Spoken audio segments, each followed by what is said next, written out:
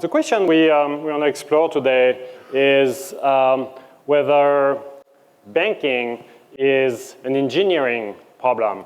So what do we mean by that? I mean, is banking, after all, a set of processes that can be optimized, simplified, streamlined with technology? And can technology make banking, and in particular make credit, better, more affordable, and more available?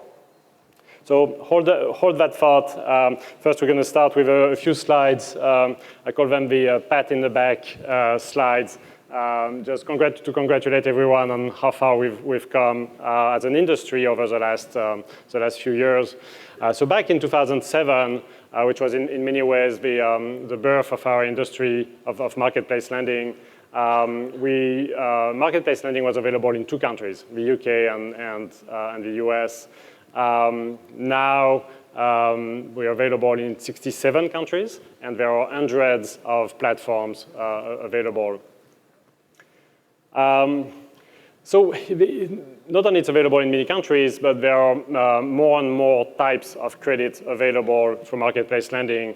In fact, most asset classes or most types of credit are now available for a marketplace. So you can certainly pay off or refinance a credit card, and that's how it all started. You can also fund a small business. You can certainly finance a new purchase.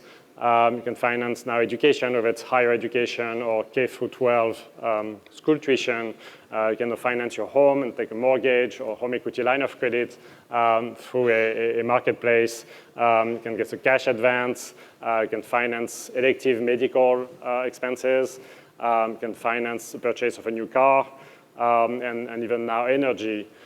So many of consumer needs and small business owners' credit needs can be financed through a marketplace,